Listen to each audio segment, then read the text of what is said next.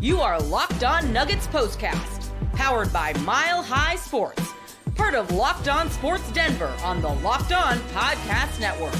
Your team every day.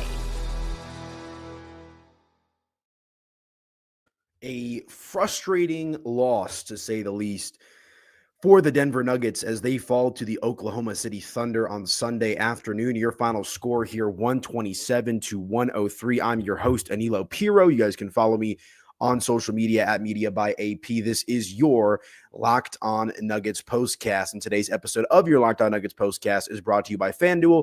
Right now, new customers can get $200 in bonus bets when your first $5 bet wins.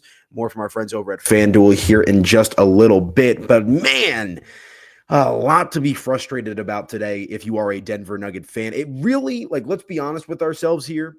I know that Nuggets fans want to be optimistic. I was optimistic at points throughout the course of this game. But now that we've had a few minutes to kind of sit with it, digest it a little bit, not that Denver didn't have a chance, but Oklahoma City, along with the refs, and believe me, we'll talk about the refs for sure throughout the course of this game. I mean, Denver just not good enough. That's why I put it on the thumbnail here on YouTube. Just not good enough. Jokic obviously hobbled a little bit by that elbow injury. He fell on his elbow awkwardly there, his right elbow there in the first quarter. Excuse me. Still playing a little bit sick here as I'm getting over my sickness, but what a frustrating way to lose a basketball game, and really just getting blown out after a game that was, pretty close for a majority of the afternoon. First half was incredible, trading shots, doing their thing. A lot of things went wrong for Denver. Sloppy play, inability to hit free throws. Jokic just looking a little passive out there on offense, likely because of the injury. No Aaron Gordon, you lose him early in this game as well. And this is starting to become a little bit of a problem with Aaron Gordon. And obviously, injuries suck. I believe that Aaron Gordon is doing everything he can to be on the basketball court and whatnot. But when he's not out there, Denver is just a completely different team defensively. So we'll break it all down here on your Locked On Nuggets postcast. But as I always like to say, I'm the host of the show. You, the fans, the listeners, are the ones that help me drive the conversation. I see we already got one comment in here that we'll go back and forth with. But you got any thoughts or opinions, go ahead and drop those for me. We'll go back and forth and have a decent time, I guess you could say, on the Locked On Nuggets postcast after this 127-103 loss for the Denver Nuggets. But, and the reason why I say, not that Denver didn't have a chance in this game, but where you felt like they were living on a prayer was just Jamal Murray struggling to score the basketball. Michael Porter Jr., I thought, had a nice game, throwing the Aaron Gordon injury. Christian Brown had a good game as well, but wasn't really, active there late.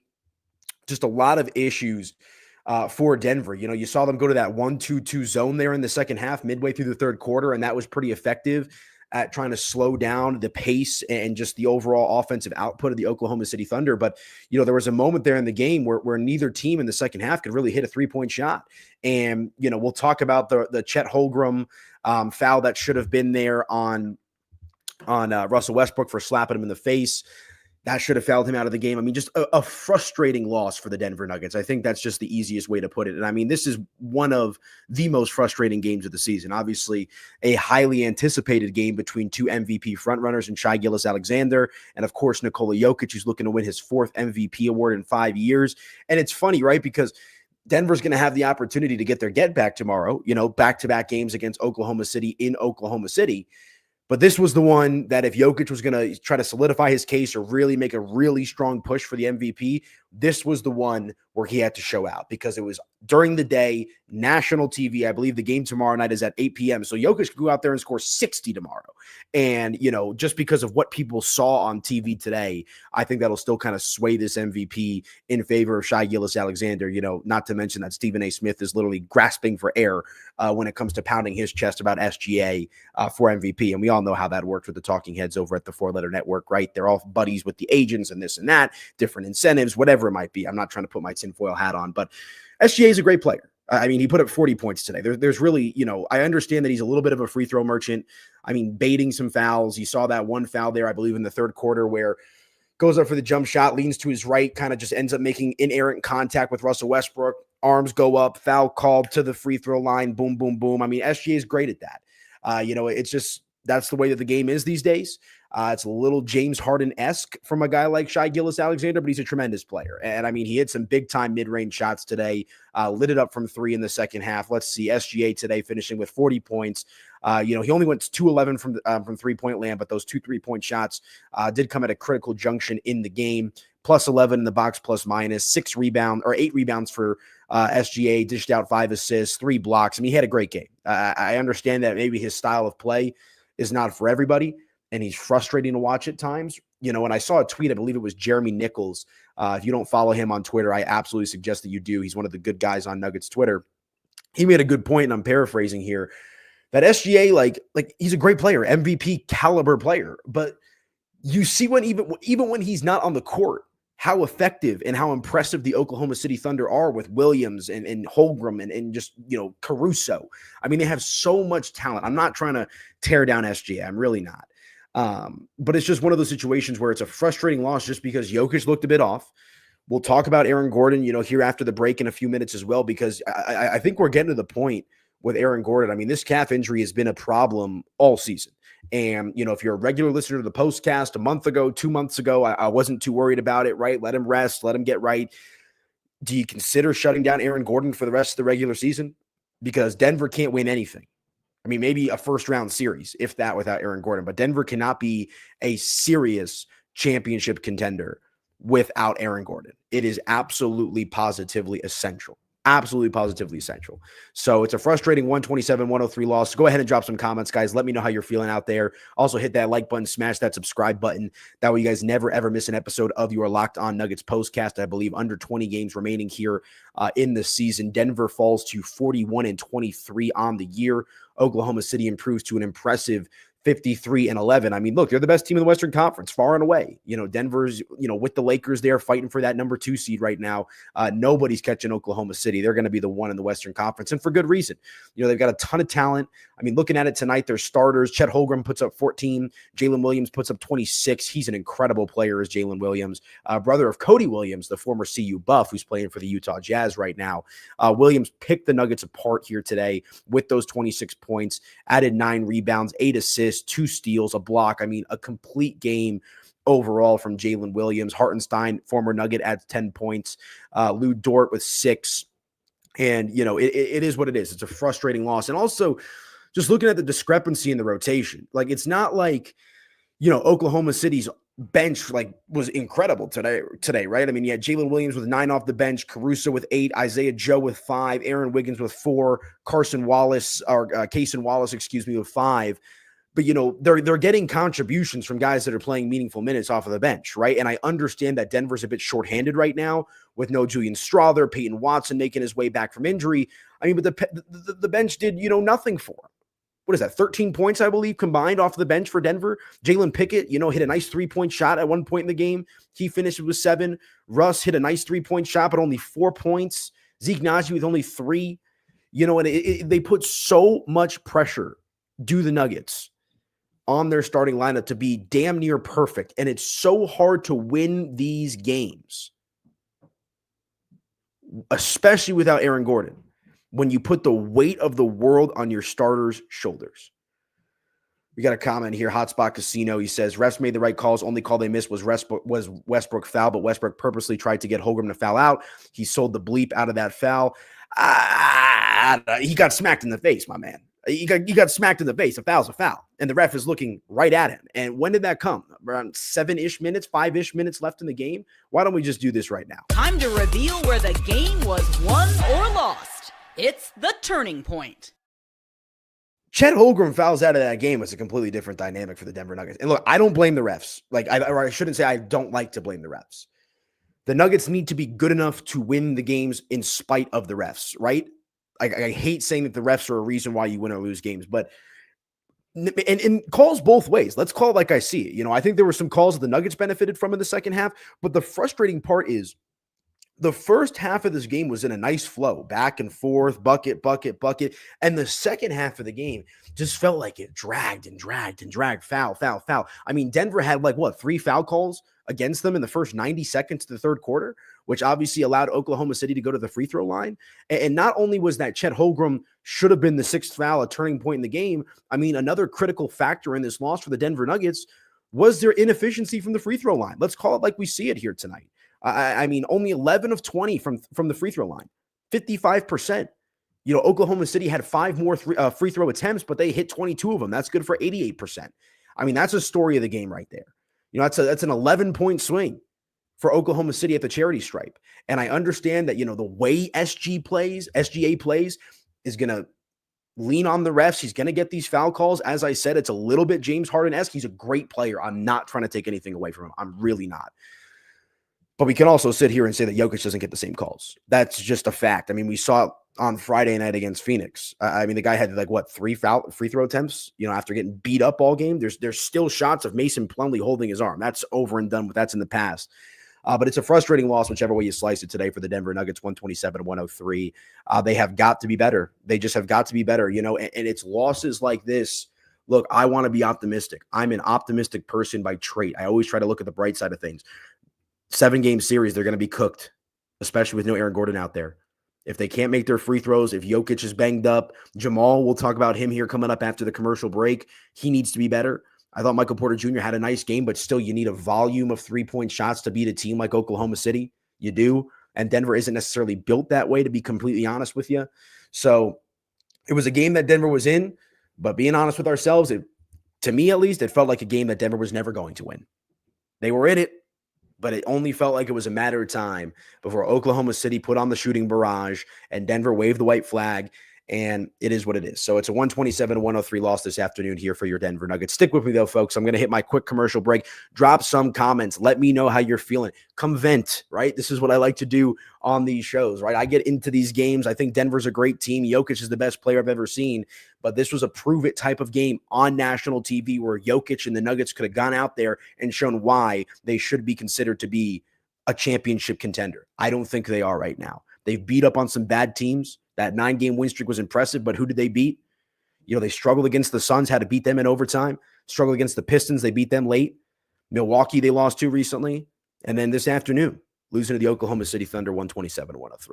So, okay, let me hit my break. We'll come back, continue along with the conversation here on your Locked On Nuggets postcast. Like I always say, I'm the host. You, the fans, the listeners, are the ones that help me drive the conversation. So go ahead and drop some comments. Let me know how you guys are feeling. I'll push them up on the screen. We'll go back and forth here and have a good time on your Locked On Nuggets postcast. Also, do me that favor, hit that like button and smash that subscribe button. All right, we'll hit our break, come back and do just that right here on your Locked On Nuggets postcast. All right, you guys, let me tell you about our friends over at DoorDash real quick. NBA fans, get ready. They swoosh, you save. Thanks to Dash Pass, every time a player drops 50 or more points in a game, SGA 10 away, you can score a huge deal the next day. It's simple. When any player scores 50 or more in a game during the 24-25 NBA regular season, Dash Pass members get 50% off of an order, up to $10 off the next day from noon to midnight. Here are a few ways that you can take advantage of this deal. After an epic 50-point performance, celebrate by ordering wings, pizza, or burgers from your favorite spot delivered straight to your door. Whether you're staying up late watching highlights or just need a midnight snack, use Dash Pass to get something delicious while saving big. Sign up for Dash Pass and be ready to save when any player scores up to 50 or more points in a game. Dash Pass members get 50% off an order the next day, up to $10 off. Just use promo code NBA50, that's NBA50, from noon to midnight after a 50-point game on eligible orders at participating merchants. Must have an active Dash Pass account. Terms they do apply. Visit DoorDash to learn more. And let me also tell you about our friends over at FanDuel here real quick, guys. March Madness is here, and FanDuel is giving you a chance to get in on the action like never before. Right now, new customers can get $200 in bonus bets when your first $5 bet wins. That's 200 extra bucks to use on everything from buzzer beaters to Cinderella stories and even who's cutting down the nets. You can pick your favorites. I've got my eye on a few underdogs this year. Shout out St. John's, and FanDuel makes it easy to back them with a spread, total, and game props. So you can also stay in the action with tournament games happening almost every day. There's always something exciting to bet on. So visit FanDuel.com and get in on the college hoop action all tournament long. Be sure to check out our friends over at FanDuel and let them know that Locked On Nuggets sent you.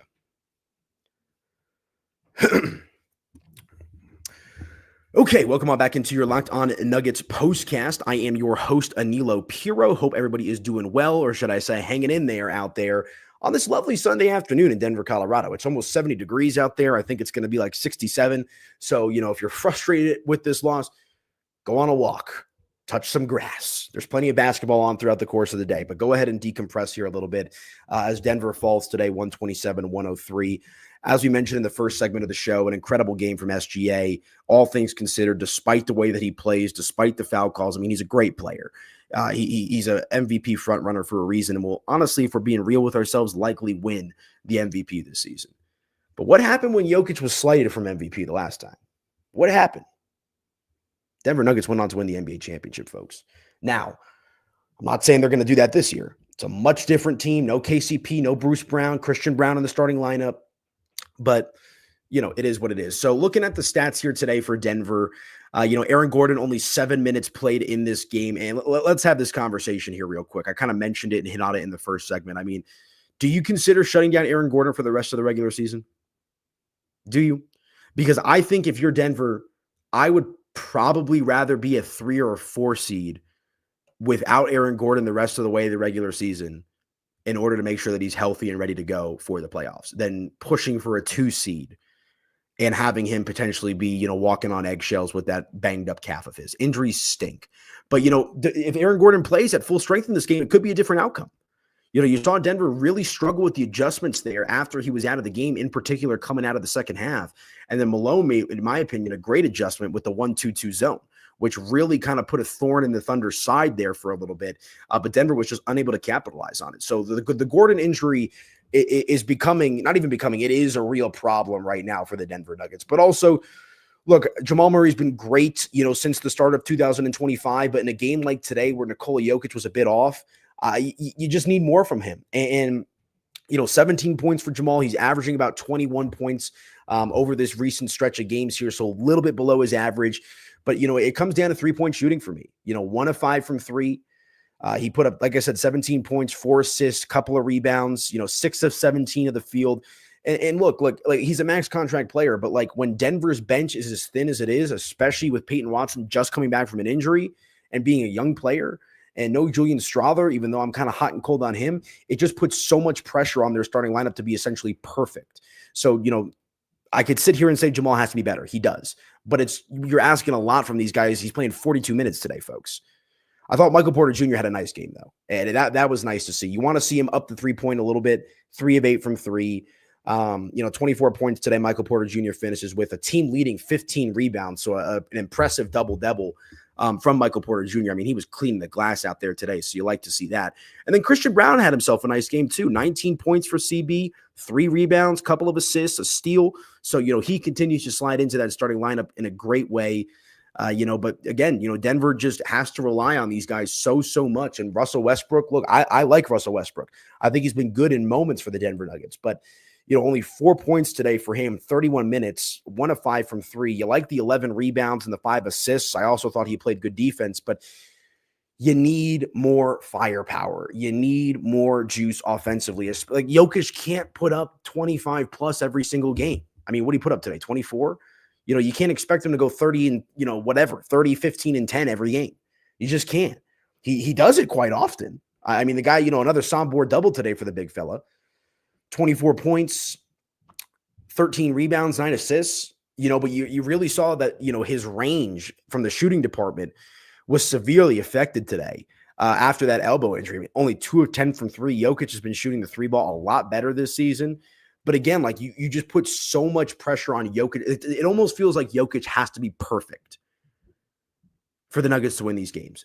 And to kind of bring it back to the MVP conversation, SGA can have an off night and Oklahoma City will be fine. They'll be fine. Williams, Dort, Holmgren, they've got the firepower beyond SGA. Obviously, SGA is the straw that stirs the drink, but Jokic, when it comes to value, if he's not playing like a surefire MVP, Denver has maybe a 20% chance to win the game, if not less. That's at least how I feel. That's how I feel. So it is what it is. It's a tough loss, but again, the optimistic point of view is they get to go out there tomorrow, regular timing, no day game, and try to get some revenge. It's funny. So I was with Michael Malone on Tuesday, I think it was, when we did the magazine cover reveal for Mile High Sports with him and his daughter on the cover. Go to milehighsports.com/magazine if you want to check out that cover. It came out sweet for the preps issue of the mag. And I brought up to him, I was like, because we were talking some shop, whatever it might be. And I forget exactly how it came up, but I was like, you guys play Oklahoma City, another matinee game. And I asked him, I'm like, how do you feel about that? And he's like, this was the Boston game he was referring to, like, team buses are leaving the hotel at 9:30, right? It just kind of throws off the internal clock. And obviously, I believe Oklahoma City's an hour ahead. Also factor in, we sprung forward today with the daylight savings. Again, it wasn't an excuse for Oklahoma City. They look great today. But Denver does not play well on the road in these matinee games. That's something that you can track. They got blown out last weekend against Boston a week ago today. And they got blown out today against Oklahoma City, 127-103. But again, an opportunity for Denver to go out there and make things right tomorrow evening when they take on the Oklahoma City Thunder here once again. Let's take a look at the Nuggets' upcoming schedule. While I'm pulling this up, if you got any final thoughts, comments, questions, whatever it might be, go ahead and drop those in the section. We'll go back and forth. I'll push them up on the screen here. Looking at the schedule for Denver, it is it's a 6 p.m. tip-off tomorrow. I don't know why I thought it was an 8 p.m. So 6 p.m. tip-off local time here in Colorado. So that's 7 o'clock Oklahoma City time. So a standard game for Denver. And then, it doesn't get much easier from there. You got at Oklahoma City again tomorrow, home versus Minnesota, home versus the Lakers, although it looks like LeBron James will not play in that one. Then you've got a gimme game against Washington. And then you've got 2 tough games in a row at Golden State, at Los Angeles as well.